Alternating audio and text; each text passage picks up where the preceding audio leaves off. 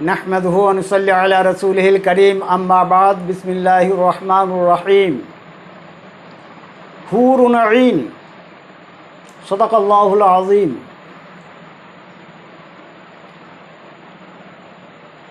আমাদের সমাজে একটা জিনিস প্রচলন আছে বা বিভিন্ন বক্তা, বিভিন্ন ওয়াইজিন, বিভিন্ন মৌলানা মৌলবীকে বলতে শোনা যায় যে মুসলমান মুত্তাকি পরেজগার দিনদার যারা আছে তারা যখন মারা যাবে জান্নাতে তারা 70টা করে হুর পাবে, 70টা করে নারী হুর পাবে। তাহলে মেয়েরা যখন মারা যাবে তারা কি পাবে? তাদের জন্য তো কোনো রকম কোনো কোরআন হাদিস শোনা যায় না, তাদের জন্য তো কোনো ওয়াজ নসিহত লেকচার মৌলানারা বলেন না। সে বিষয় নিয়ে আজকে কোরআন এবং হাদিসের নিরিখে আল্লাহ এবং আল্লাহর রাসূল কি বলছেন সে বিষয়ে আলোকপাত করব ইনশাআল্লাহ। এ বিষয়ে এই 30 পারা কোরআনের মধ্যে টোটাল এই হুর শব্দটা 4 জায়গায় এসছে, আর কোনো জায়গাতে পাওয়া যাবে না। সূরা দোখানের মধ্যে, সূরা তুরের মধ্যে, সূরা রহমানের মধ্যে এবং সূরা ওয়াকিয়ার মধ্যে, এই 4টে সূরাতে 4 জায়গায় এসেছে, আর কোনো জায়গায় এ নিয়ে আর কোনো আলোচনা হয়নি। এবার আমরা আসি হুর কাকে বলে জানা যাক। হুর হচ্ছে বহুবচন শব্দ, একবচন হচ্ছে হাওয়ার। তো আল্লাহ রাব্বুল আলামিন যেখানেই হুরের কথা বলা হয়েছে বা বলেছেন, সূরা রহমানের মধ্যে হুরের কথা বলেছেন, সূরা ওয়াকিয়ার মধ্যে হুরের কথা বলেছেন, সূরা দোখানের মধ্যে হুরের কথা বলেছেন, সূরা তুরের মধ্যে হুরের কথা বলেছেন। এই হুর শব্দটাই বলেছেন, এর বিকল্প কোনো শব্দ আল্লাহ রাব্বুল আলামিন এখানে বলেননি।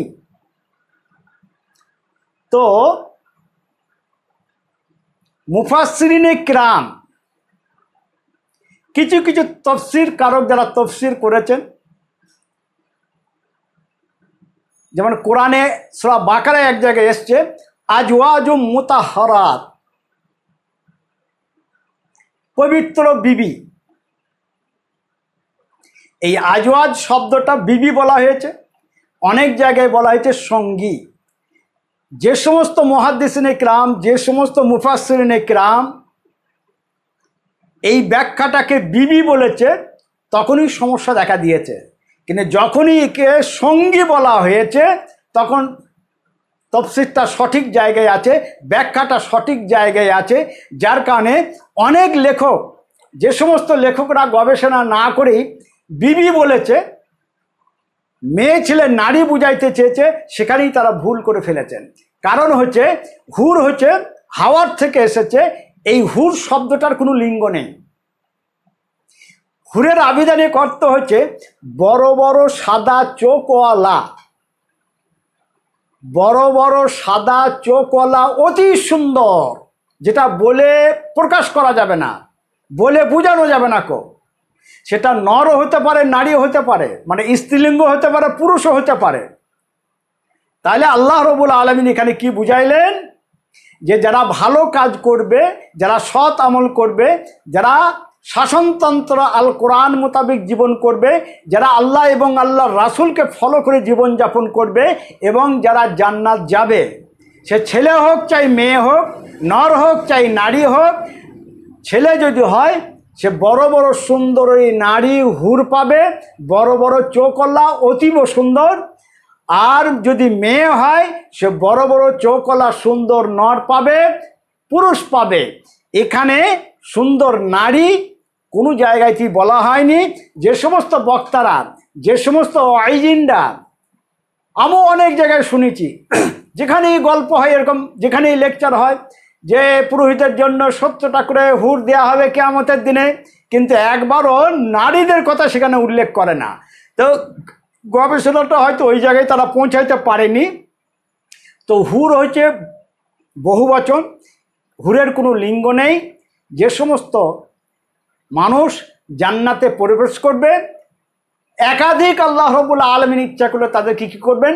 সুন্দরী হুর নারী দান করবে। যে সমস্ত মেয়েরা জান্নাত যাবে আল্লাহ রাব্বুল আলামিন তাদের জন্য একাধিক, এই যে পুরুষের গল্প বলা হয়েছে, এই পুরুষ তাদেরকে দান করা হবে এবং তারা সাদা এবং সুন্দর চোখওয়ালা হবে। তাহলে আমি আপনাদেরকে বুঝাইতে পারলাম যে পুরুষরাও যেরকম হুর পাবে, মেয়েরাও সেরকম হুর পাবে। এই হুর শব্দটা হচ্ছে লিঙ্গবিহীন। হুর শব্দের মানে হচ্ছে সাদা বড় বড় চোখওয়ালা। সে পুরুষও হতে পারে, মহিলাও হতে পারে।